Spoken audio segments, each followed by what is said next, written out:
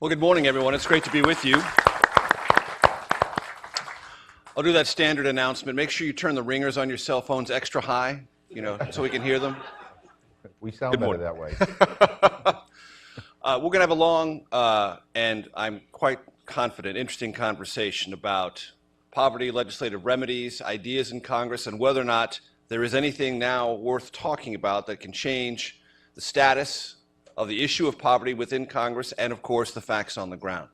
But first, I want to start with just allowing both of our distinguished guests to have an opening statement about their interpretation of the depth of the problem, the best ways to approach it, and ideas that they think are most relevant in approaching the issue of poverty across the United States. So we'll start with Jim McGovern, Democrat from Massachusetts. Jim.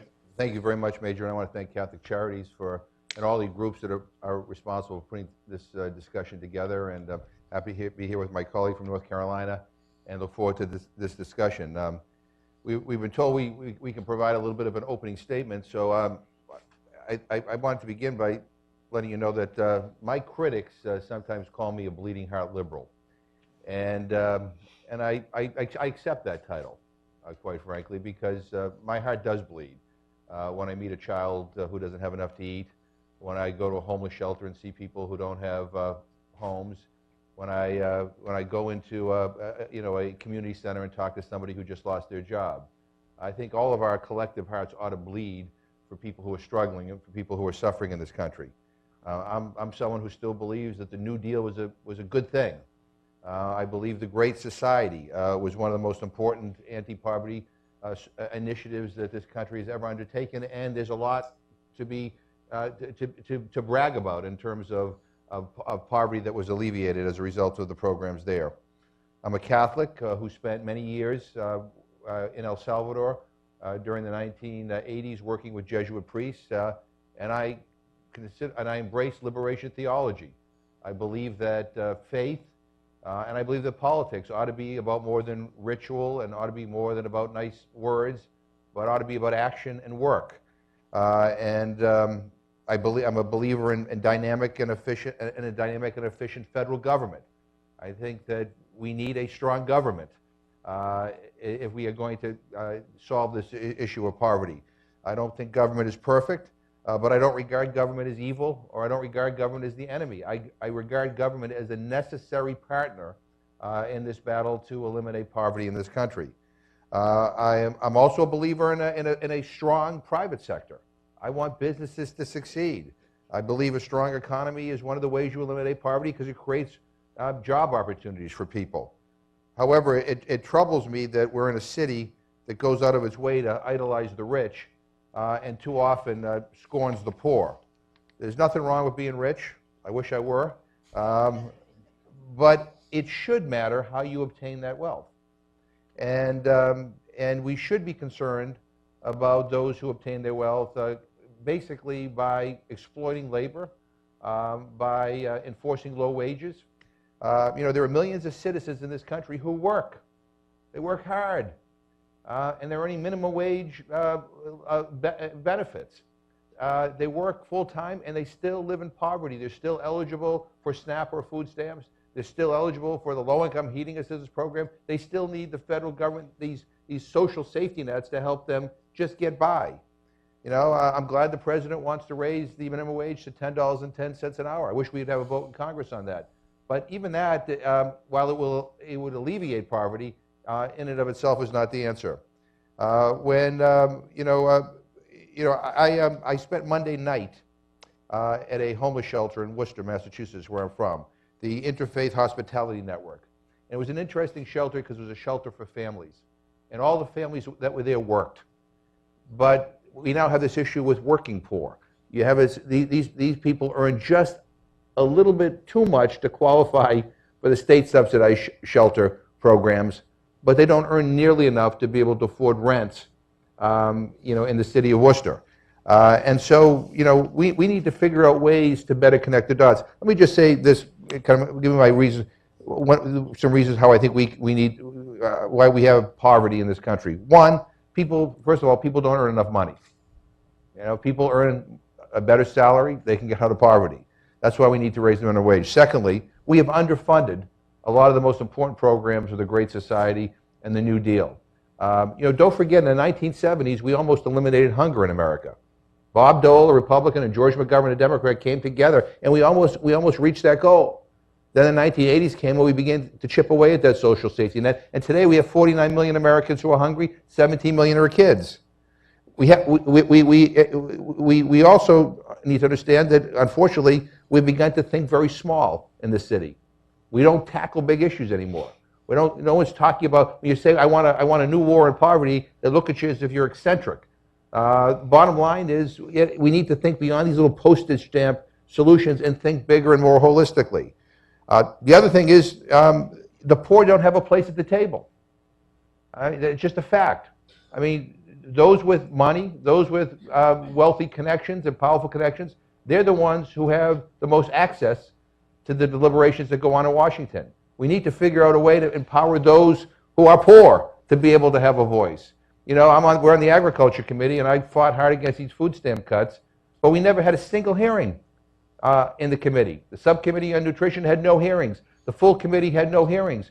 It would have been nice to have people who are benefiting from these programs to come forward and tell us, among other things, how inadequate these programs are.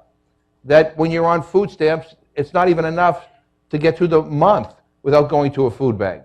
I mean, I think we could have learned from that, and we need to find ways to empower the poor in this country. The final thing I would say is that language matters. One of the things that has been most disheartening to me about Washington in recent years is that the language used to describe those who are struggling in poverty has become very derogatory. We diminish their struggle. We belittle them. We call them lazy. We say they're sleeping in a hammock, essentially. We say that they're part of this culture of dependency. I will assure you, and you all know this because you're out in the field, those people I met in that homeless shelter who are working, who are having it's really hard for them because the public transportation is inadequate to get back and forth to work. Given the chance to work at a job that gets them out of that shelter versus the status quo, they would want to get out of that. They would want a better job. The majority of people who are on SNAP work for a living. They work.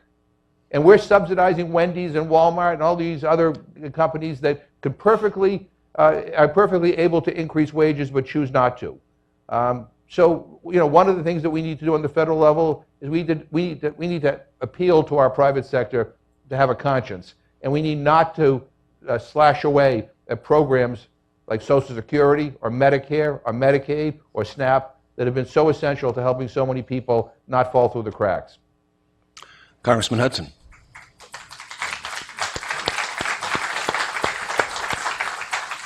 Well, thank you, Catholic Charities and all the sponsoring partners for having me here today. It's really an honor. And I tell you, this is unique. We need more of this in Washington, D.C. We need to get beyond Fox News and MSNBC headlines. We need to have a self-described bleeding heart liberal and a conservative Republican talking about issues like poverty. We don't do enough talking across the aisle in this town. That's one of the reasons I ran for Congress. I'm just a freshman, so maybe I'll come back here in 5 years and tell you we couldn't do it, but I believe we can. And that's why I think this type of forum is so important. And so I really appreciate the opportunity. I also appreciate all the work each of you do every day in your communities to combat poverty. I've worked as a volunteer with United Way. I saw on the list.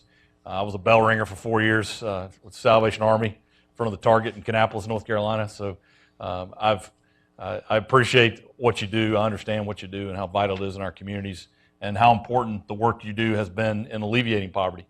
Moving away from abject poverty. You look at the America of Bobby Kennedy, and you look at the America today, and we have made some progress.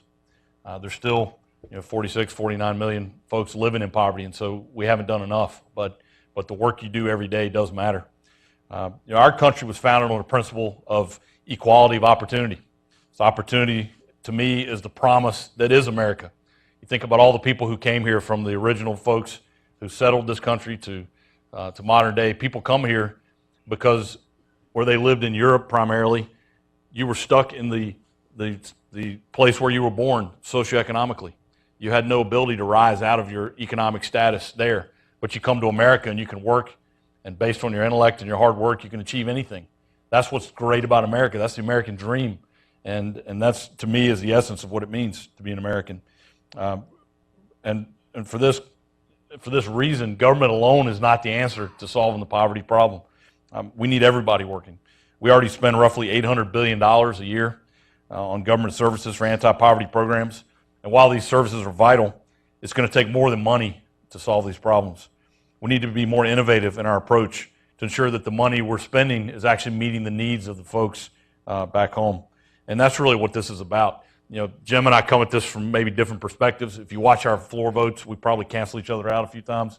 But I ran for Congress to fight for people. This is about people for me. This is, you know, a lot of times you hear Republicans talk, you think we love charts and graphs, right? But we don't. We care about people. And so Jim and I both agree from that standpoint. We both have the same goals. But in order to better understand that, I think we in Washington need to do more of what Jim did Monday and get out into the community and visit local programs that are working and see what works and doesn't work for ourselves. Get outside of the bubble. We need to talk to practitioners, nonprofit organizations, like many of the ones represented here, and actually understand what's happening out in the real world.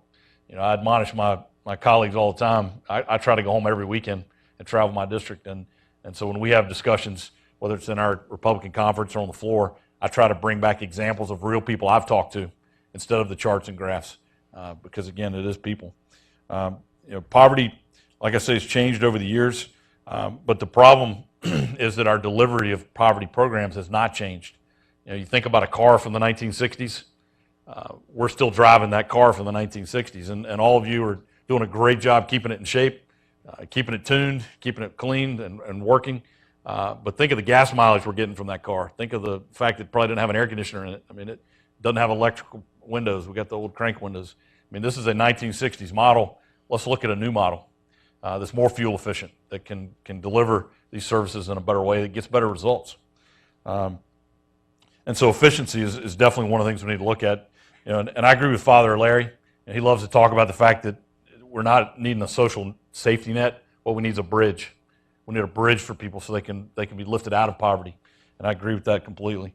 I think as we seek to modernize and improve the system, there are three areas that I would suggest we need to look at. The first is we've got to focus on outcomes, not inputs. I don't think we should judge the success of a program based on how many mouths we fed or how many folks we've enrolled or how many dollars we've spent. I think we really need to be looking at the outcomes of the programs as we assess them. Second, I think we need a customized approach. You know, the one-size-fits-all that's set by Washington, so that if you live in Boston or Raleigh or L.A. or Manhattan or Butte Falls, Montana, that the same program, the same issues you're dealing with, the same struggles should be dictated by a bureaucrat in Washington. I think there needs to be more flexibility so the folks who are on the front lines delivering the service can customize the programs for the people who need them. And frankly, poverty, there isn't one situation of poverty. You've got folks who can't do for themselves, whether through disability or whatever issue, and those folks need a high level of assistance from the government. You've got other folks who may have just lost, one of the wage earners lost their job, or you've had some major calamity at home. You know, folks living paycheck to paycheck can easily be knocked flat on their back temporarily. And so we need to have programs that can help, whether it's transportation costs to get them to that job or whether it's, you know, a temporary type situation. And then you've got the third category, which are folks who've sort of called generational poverty, who maybe have grown up in a home where there isn't anyone working, and maybe trapped because of the education system in the area they live in, but are trapped in that situation. And so they're going to need much more hands-on counseling and assistance and maybe a longer term level of assistance. And so I think customizing is important. And I think the last thing is we've got to increase the efficiency of these programs.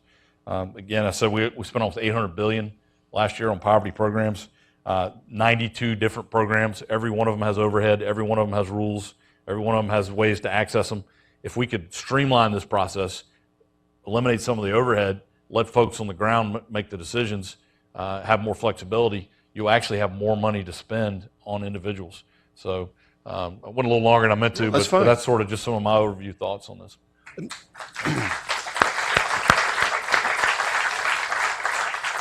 Let me ask a threshold question of the two congressmen. Do you believe the war on poverty was a success or a failure?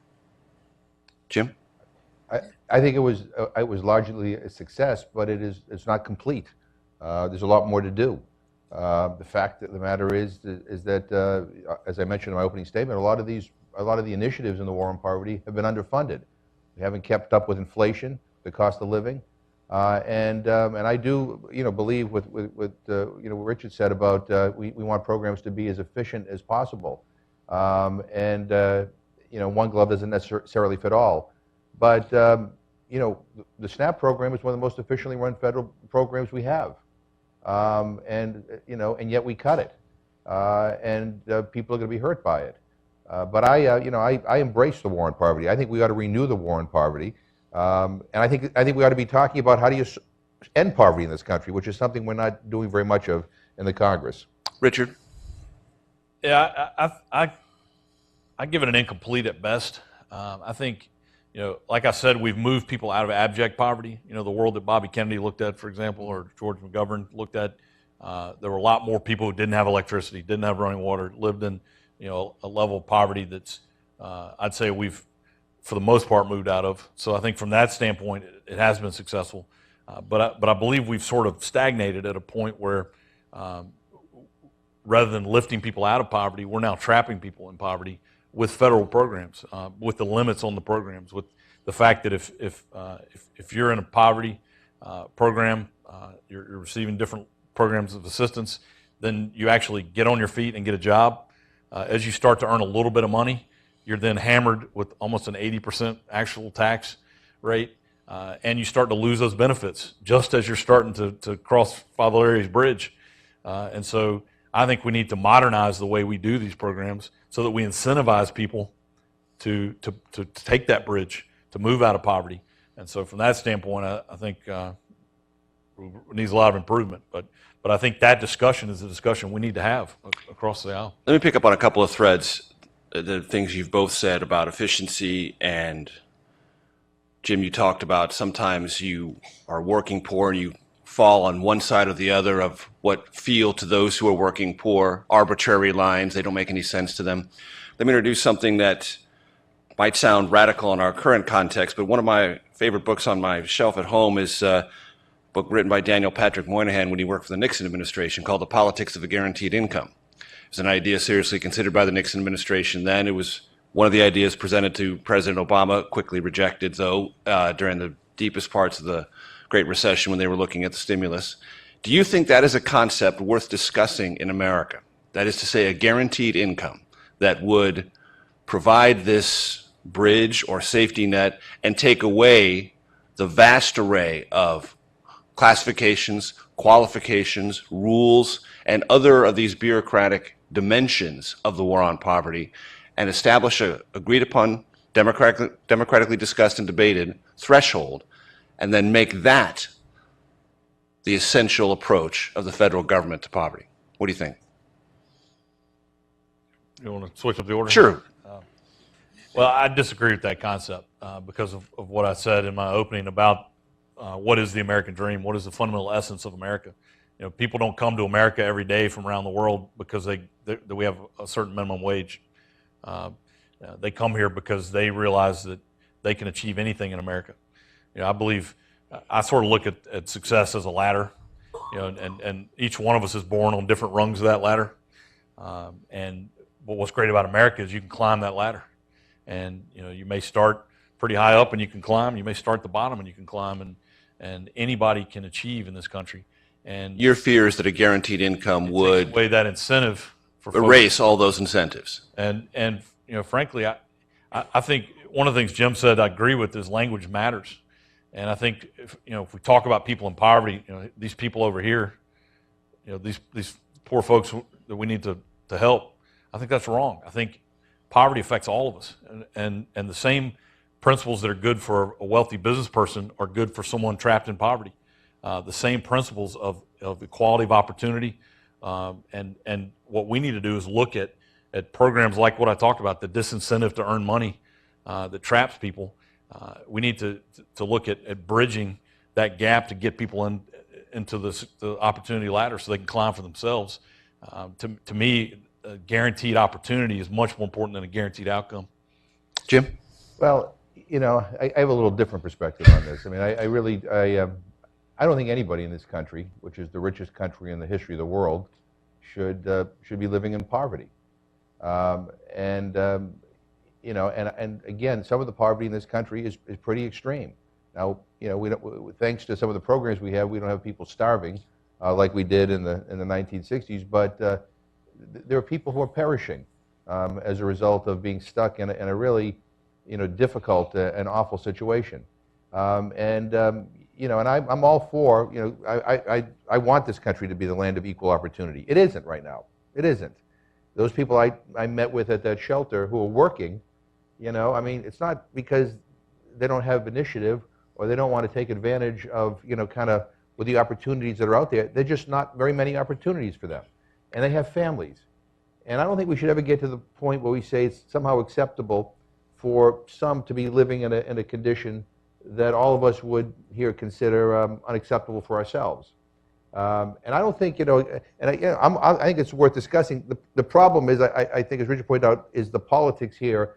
As soon as you said guaranteed income, people go, oh my God, can't do that. We're all talking socialism and all that kind of stuff.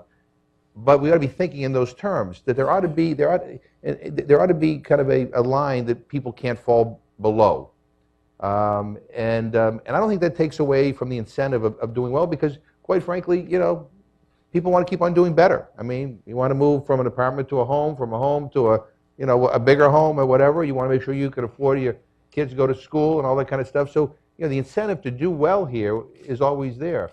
But I mean, I think the problem in this country right now is that you get people with a lot of drive, a lot of ambition, who just can't get out of the mess that they're in. And so I think one of the things that Richard said that I think maybe there's some commonality in is that we need to make sure that these programs help kind of travel with people until they get on their feet. There ought to be a bridge, so that a single mother who's on welfare and food stamps and has daycare for her kids gets a job and doesn't lose all of that, and all of a sudden she's hungry, her family's hungry again. We got to figure out a way to better connect the dots. And part of the problem here in this city is that all these anti-poverty programs fall under multiple agencies and departments, even in Congress. They fall under multiple committees. There's no anti-poverty committee. So, the administration, doesn't have weekly meetings on how do we end poverty, with all the agencies, and how do we better work with each other. Nor does Congress. But I do think everything should be on the table. I think we ought to be asking ourselves a tough question: is it acceptable, for somebody in this country to be hungry? And I think the answer should be no. And then we should go from there. I'm going to ask you something about a topic I covered extensively when I first came to Washington in the early 90s.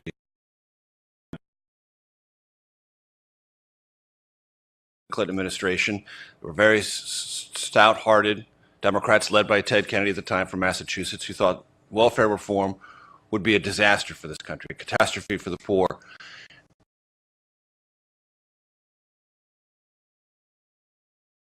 Timing was a big part of it. It didn't turn out to be the catastrophe that many feared. And Republicans look back on that and say, see, that was a debate that went on for 10 or 20 years. There was a lot of social science behind it. And created a different dynamic that proved successful in ways that the critics didn't anticipate. Do you think there are any particular lessons to be learned in grappling with these issues from what we saw after?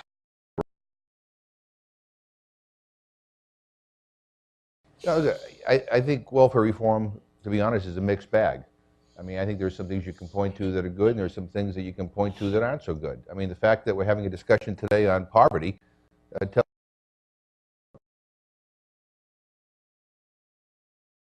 people, from welfare to work. The problem is there's not enough work out there right now. And the problem also is that behind these statistics are economy. I mean, look, the ultimate goal, I think we all agree on here, is that we need to get this economy working again. So we need to create more opportunities. But we also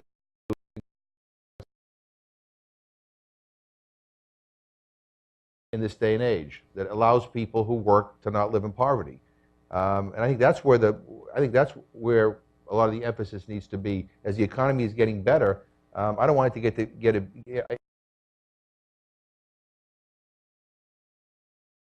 jobs that help get people off of government assistance. I mean, that's ultimately the goal. We want to get people to be independent. But I think that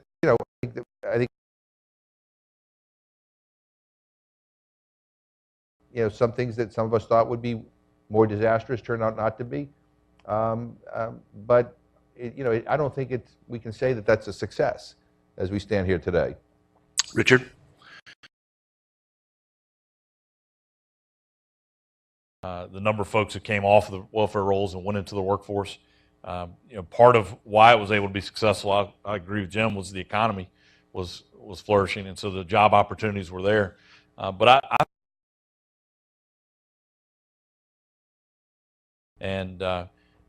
so again, to get back to what I was saying, there's different types of folks who are in poverty, and there are folks out there that absolutely can't do for themselves that we need to take care of.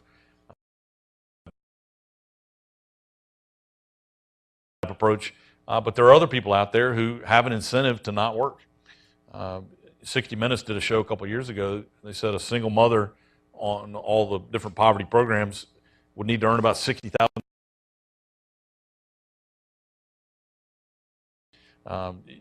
I do know that there are incentives for folks not to seek work, but that's not everybody. And I'm not going to paint with a broad brush. I think Jim makes a good point. And so, piece to that needs to be, what are the federal programs in terms of job training? Are they working? And I would contend they're not. We've got a bunch of different job training programs. They're all administrative. We passed a bill called the Skills Act through the House that would consolidate those programs under WIA and again, eliminate the red tape, make it easier to access for individuals, get more money down to the local jobs programs, and found that 50% of the people who complete the job training didn't have the skill they were looking for. And so we put an accountability piece at the end. I think, again, we need to measure outcomes, not inputs. And so we've got to do both, have the incentive to work for able-bodied folks who don't have dependents. But I think we also need to look at what assistance, what bridge, Father Larry, do we have to get them the skills they need.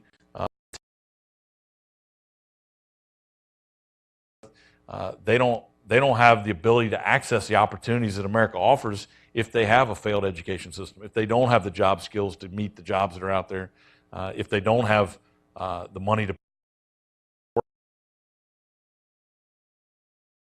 We need a customized approach.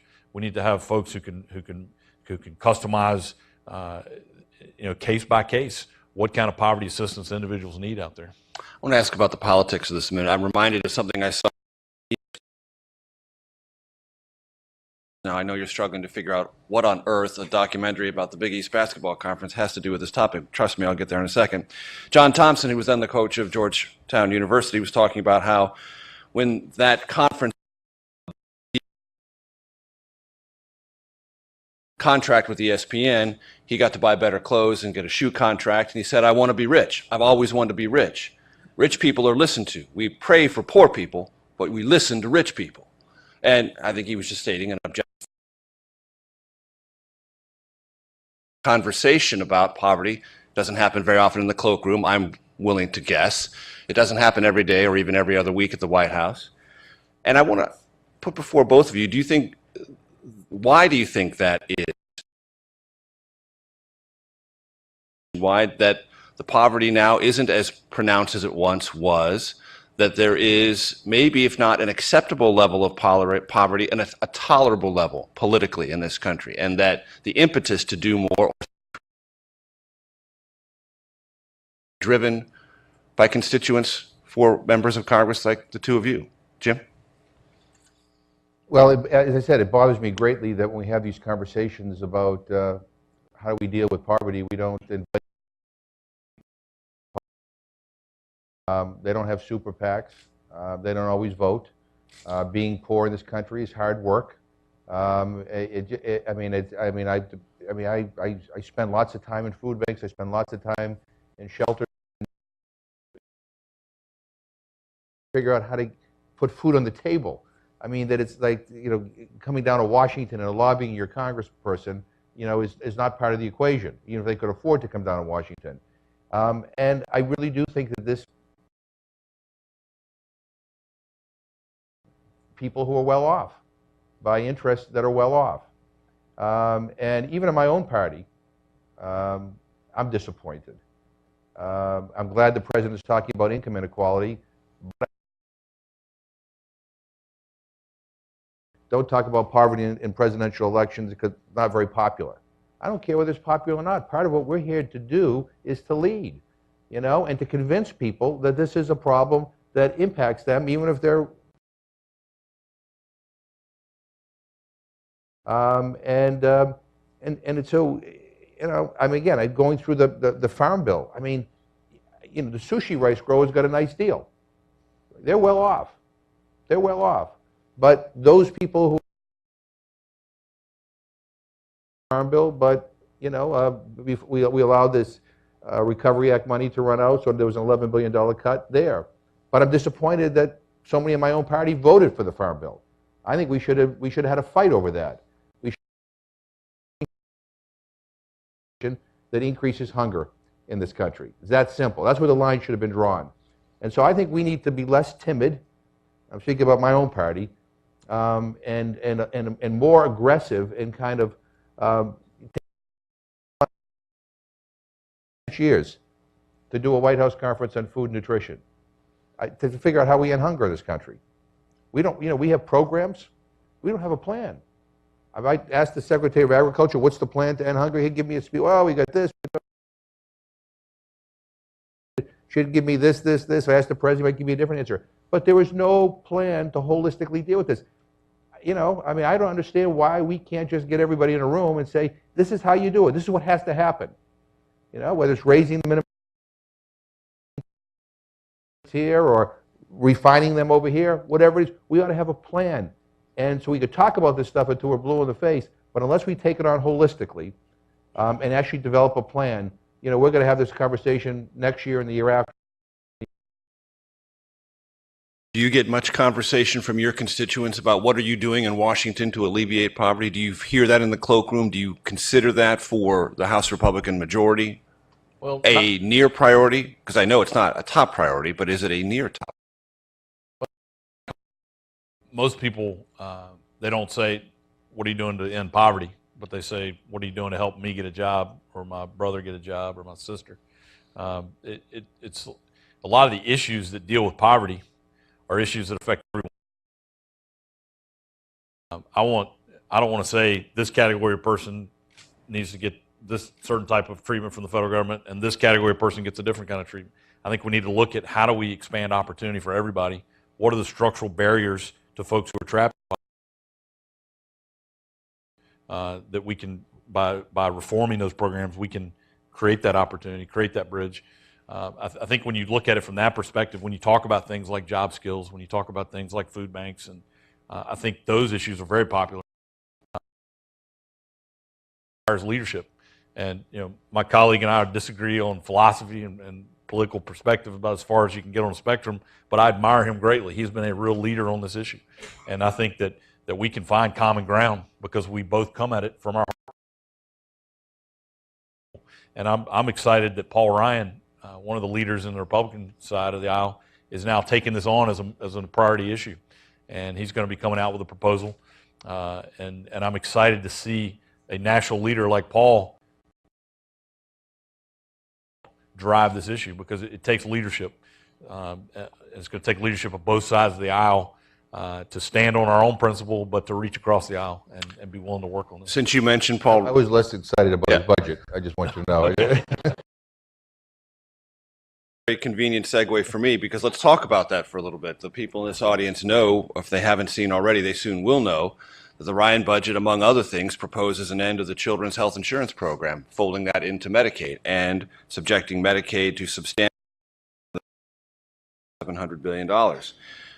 It would also repeal the Affordable Care Act, which may or may not be, for Jim's perspective, something that deals with poverty. He can weigh in on that. But it also carries $310 billion of discretionary cuts, deeper than the Murray Ryan, Congressman Hudson, about measuring outcomes, not inputs. But I know many people in this audience believe that part of that equation is inputs, and if Washington is going to continue to siphon off basic resources for many of the programs that they work on,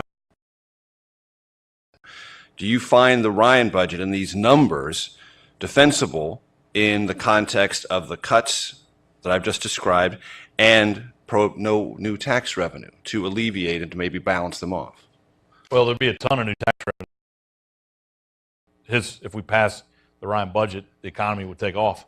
We'd have incredible economic growth, which would create jobs and opportunity. But to your point directly, you're talking inputs. I mean, you're talking amounts of money. What's the underlying policy that Ryan's talking about, and what kind of reforms are we looking at with Medicare? Because if we don't reform Medicare, Medicare's going broke. We all agree that. We all agree that by 20, and we're, I think we ought to get credit for the fact that we actually put a plan in paper. We haven't seen a plan from the president to reform Medicare. We haven't seen a plan from the other side, and so this. If the other side has a better alternative, let's have a debate on it. But I think just arguing that the numbers spent on these programs means, is how we measure it. Again, you're looking at input. It means we'll have a safer Medicare. It means we'll have lower cost health care for everybody. It means we'll have better service provided to individuals because we're going to empower individuals to make healthcare decisions for themselves. We're going to create markets in healthcare so for to provide insurance for people. And anytime you've got insurance companies competing for your business, you're going to get better care at a lower cost. Look at LASIK eye surgery. LASIK eye surgery over the years, the surgery's gotten better, the results have gotten better, the equipment's gotten down because it's an elective surgery. Because if I'm going to have eye surgery in Charlotte, North Carolina, I'll look at a couple doctors, I'll look at their backgrounds, I'll look at references, and I'll look at what they charge. And so competition has made it better at a lower price. Now, if I fall over right now with a heart hospital, not the cheapest hospital, so it doesn't work in every aspect of healthcare, but if we can reform Medicare, if we can reform healthcare with market-based approaches, we'll get better care at a lower cost. And so just to throw around numbers of the Ryan budget to say that we aren't committed to taking care of people, it'll take us a long time to debate the whole Ryan budget here, but I'm just trying to pick one example that shows the fact that we're going to reform Medicare doesn't mean we don't believe in Medicare. It means we do believe in Medicare if we can make it work. And we can create a better life for people because we care. People who are going to be hurt most by the Affordable Care Act are the people who can least afford it. Rich people are going to find insurance. Rich people are going to find doctors that will take care of them. It's the folks that are kind of caught in the middle that are going to suffer the most. And so, it's just a different approach. How to provide health care for people, but we both come at it from a desire to help people. Jim, your comments on the Ryan budget in this context? So I think it's kind of a fundamental question, and that is, what do you think the role of government is? And I believe that government ought to have a strong, aggressive, important role in that. And my problem with the Ryan budget is that when I look at it, it seems to decimate programs that help the least among us and benefit those who are most well off. Now, I guess you can make the argument that the more the well off get well off, they'll create more opportunity, and that's there's a debate to have there. But as you kind of transformation, you've got millions, tens of millions of people in the United States of America, that are stuck in poverty, and these are working families, most of them. And when I look at the budget, it cuts $100 billion from SNAP. My head wants to explode. I mean, because already... That's over 10 years, right? Yeah, over 10 years, but already, when you go and you talk to somebody on SNAP, they will tell you that the benefit that they get so small that they end up going to food banks and charities and churches and synagogues and mosques because it's not enough. And so a lot of the people in this audience who work with charitable organizations that deliver food, you're at capacity. You can't pick it up. So, there has to be some sort of guarantee in this country that people are going to have enough to eat, I think. And I think this budget, will add on to, already too many cuts and hurt an adequate benefit. So, I mean, that's the issue. I don't think government's the answer to everything, but I think in solving this problem of poverty, it is a powerful player. The private sector is a powerful player. But again, I go back to the beginning. We idolize wealth in this country. I mean, and they have access to the halls of power. They get to, put their imprint on legislation. But we need to pay some more attention to how some of these wealthy kind of entities get their wealth. And I think there's nothing wrong with us trying to engage the private sector in a conversation about how do we lift people up. The final thing I'm going to say is, I think you got to decide whether we have an obligation to try to make people's lives better or whether we're going to make people's lives worse. We talk about the debt and the sacrifice and the sacrifice. Donald Trump is not sacrificing. He just isn't. But I know a lot of low middle income families that are. And people who are stuck in poverty. If you start taking away more of their food benefits, I don't know what the heck they're going to do. When you see a child in this country who is hungry, and I have seen many, there's not a congressional district in America that is hunger-free. It breaks. We ought to be getting to the point where we say that no congressional district in this country has anybody who's hungry. We could fix this. This is a political condition. If we had the political will, we could fix it. We have the resources, we have the knowledge, we have everything we need. We don't have the political will. And the Ryan budget, to me, undercuts so much of what I think is important that exists right now. Jim, let me ask you something about the evolution of federal budgeting since the 60s, just before the War on Poverty and the Great Society launched. If you go back and look at the ratios then, it was about 2/3 annual yearly investments that covered defense, but also space, education, environment, and 1/3 guaranteed payments. As you well know, as most people in this audience know, it's now completely reversed. It's 2/3, 1/3 broadly defined discretionary investments.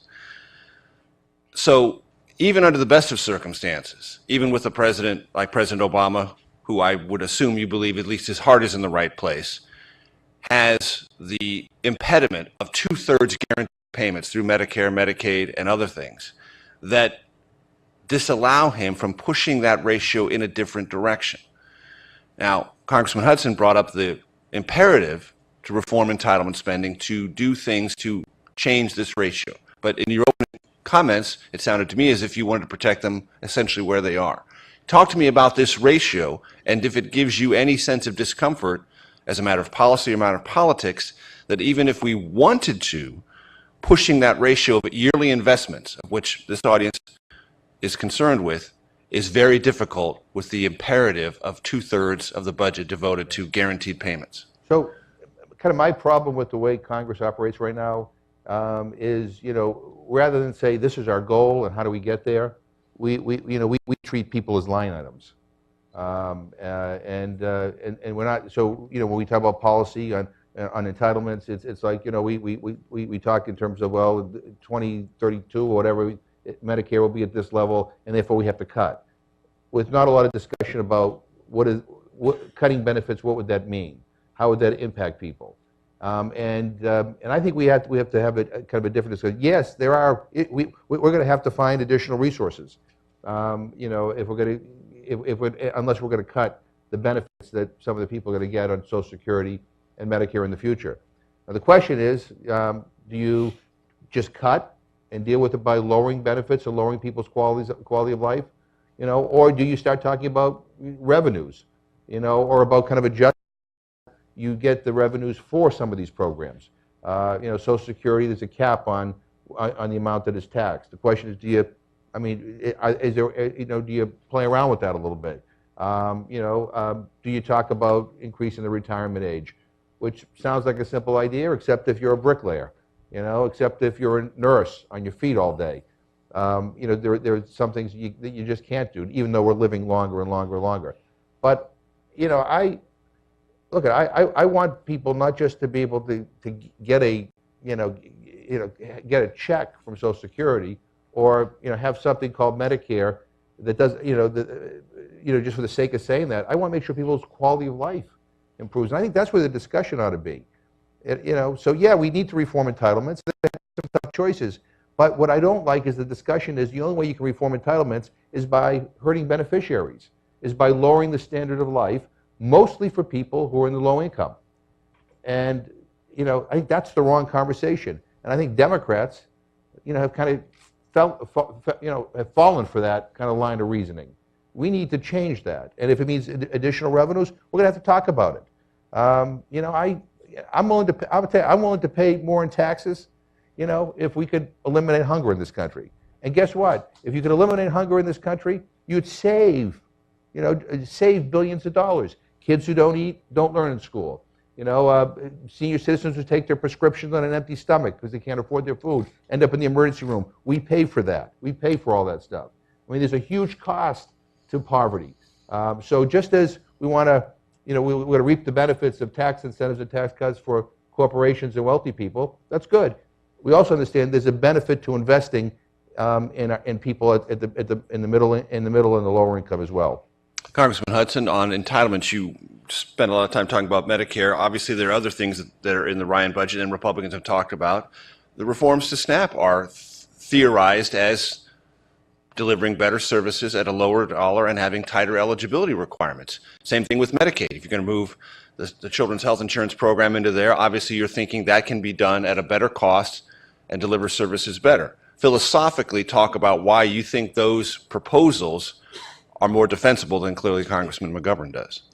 Well, again, I think if you took the cash or near cash programs and consolidated them into one funding stream, you would save a tremendous amount of money because you'd have so much less overhead.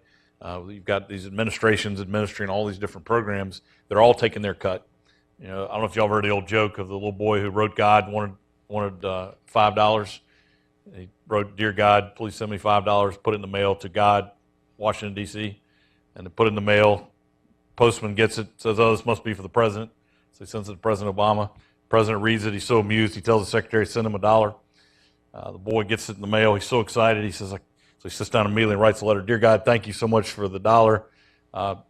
But I can see by the postmark that it went through Washington, D.C., and clearly those jerks took their cut again.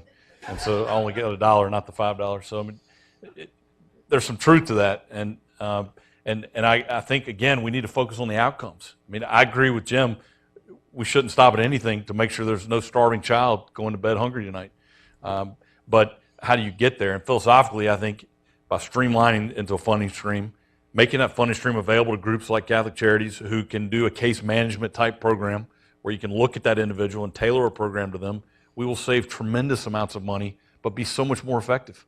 And so, again, that's why I think focusing on outputs is more important. Jim, you want to jump in? And I agree with it, except, we have this thing called categorical eligibility, some of you may know about, so that if you're poor and you register for one low-income program, you automatically get registered for a whole bunch of other programs, including, a SNAP. It's kind of one-stop shopping because, quite frankly, navigating your way through the multiple programs is very, very difficult.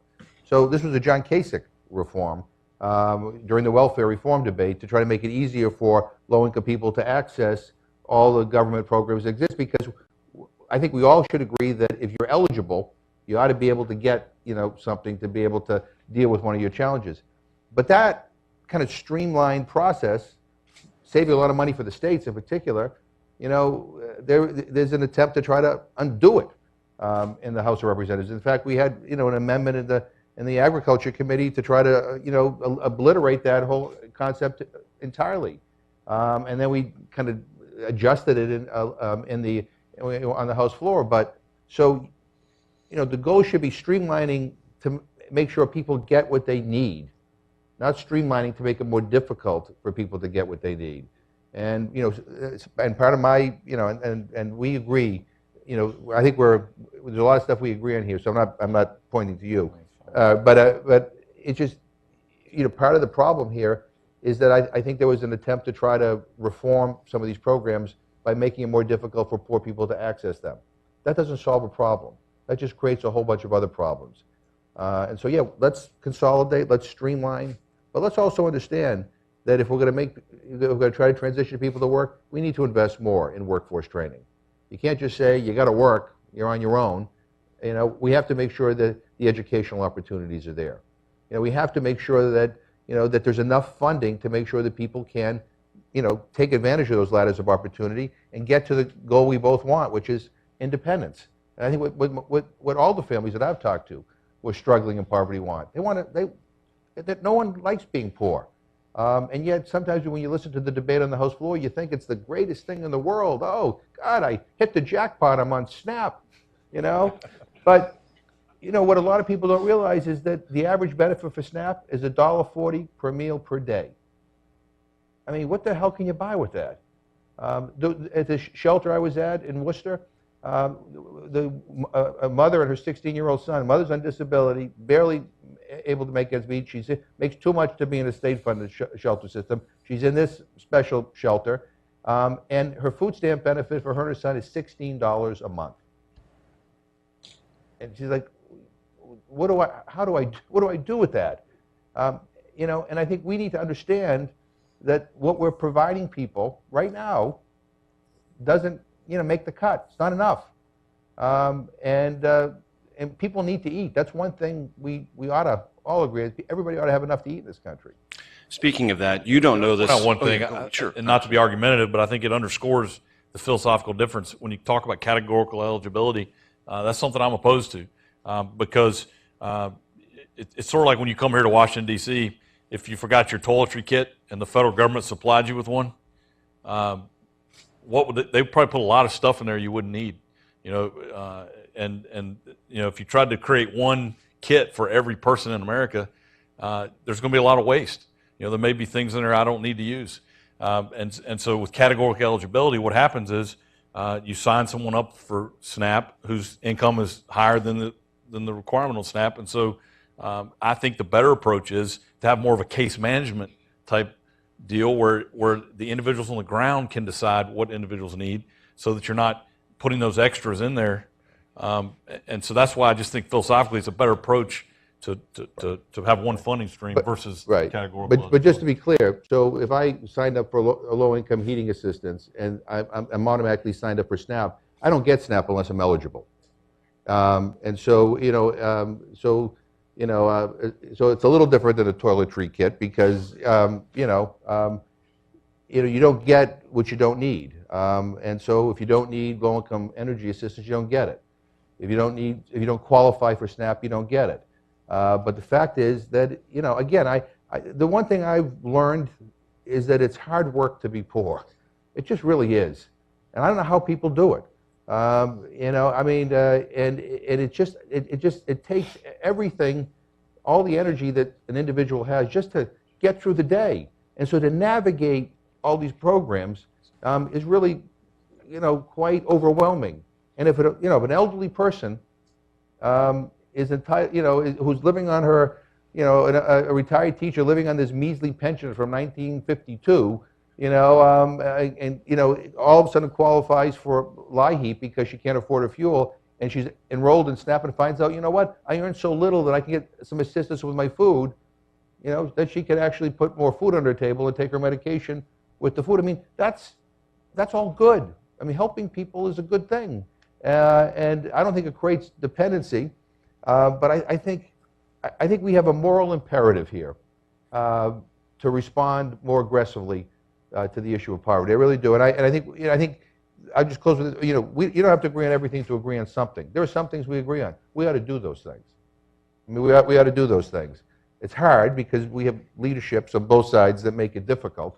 But we ought to, if there are tweaks we can make that we agree on that make it better for people, we ought to do it. And and I hope we can get to that point. But I'm going to have one wrap-up question for the Congressman. I know the organizations here are more than willing, on behalf of this cause, to work across party lines and work across the aisles, and are, in a sort of metaphysical sense, hungry to see any opportunity to do that.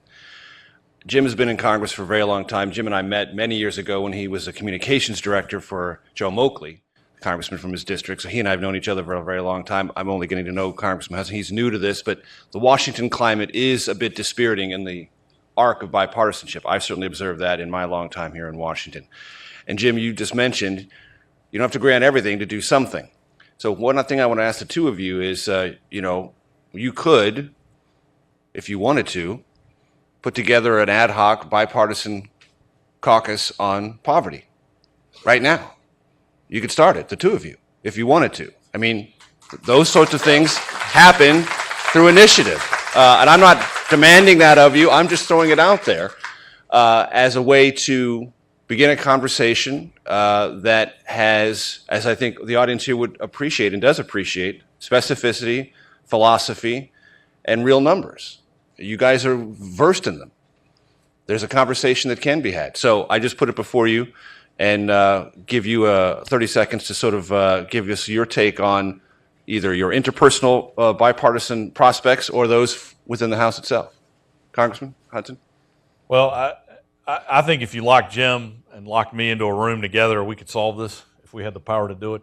And so I think we agree on a lot of things, but I think if we could get to a point where we decided we are going to hammer out a deal and hammer out a way forward, a strategy, I think we could get there. And so I'm encouraged by that. I'm encouraged that Paul Ryan, again, he like him or no like him, he's a leader in our party, and the fact that he's taken this on as an issue, I think is incredibly important. And so I'm encouraged by that. I'm encouraged that we can work together. I'm happy to work on a anti-poverty group. You probably want a more prominent Republican as the chair, but I'll just be a worker bee. But I think that's a great idea. But I think what I'd like to close with is to all of you. Again, thank you for your commitment. But I would give you sort of a challenge. Work harder at building relations on the Hill, because as Jim said, a lot of the folks that we're trying to help don't have as loud a voice, and so we're dependent on you. And so work hard to build relationships on the Hill. We have a lot of distractions. We have a lot of different issues coming at us. And get to know your representatives from your areas. Build that relationship. So when they see you, they know your name. That helps a lot. And we've got to get beyond, like I said, the Fox News and the MSNBC talking heads screaming at each other, sort of bylines here in this town. Notice I didn't mention CBS. They did such a responsible job. I did take note of that, Congressman. But I think it is important to do that legwork, to build the relationships, to be the advocates, and not just being an organizational title, but being a first-name basis with members of Congress. I think that's helpful, and so I would encourage you to do that, and I'm committed to working with you. Jim, you get to close the debate. Yeah, no, I think it's a good idea. But maybe to start it off, it might be helpful if there's a kind of an ad hoc group here that can kind of oversee the first meeting or whatever. Just to maybe call us together once a month, or once every couple of months. As in a bipartisan way to just, to have conversations. It doesn't necessarily have to be on, how are you going to be on this amendment or that amendment, but, I really do think it's important to raise awareness and to bring people in who normally don't have an opportunity to come before Congress. I told you that I'm a fan of liberation theology at the beginning, so I brought a Pope Francis quote here because I figured I'm now into Pope Francis. So. He says, not alone. He says, politics, though often denigrated, remains a lofty vocation and one of the highest forms of charity, inasmuch as it seeks the common good. It is responsibility of the state to safeguard and promote the common good of society. I really believe that, and I think again, there are areas where we're going to disagree, but there are things that I think we can come together on, and maybe. We can actually move the needle on some of those things. So if you can help kind of bring us all together in a bipartisan way, I'll try to get some Democrats there, you try to get some Republicans, and we won't get, we'll start talking more in terms of raising awareness. I think we can maybe get to the point where we can find some common ground on some things. And look, the reason why it's important is not just so that we all have better relationships, it's about helping people. And that's what's most important. That's what we both ran for office to do, is to help people. So thank you for having us. On that optimistic note, I'll draw the debate to a close. Thank you very much. It's been a pleasure to be with you.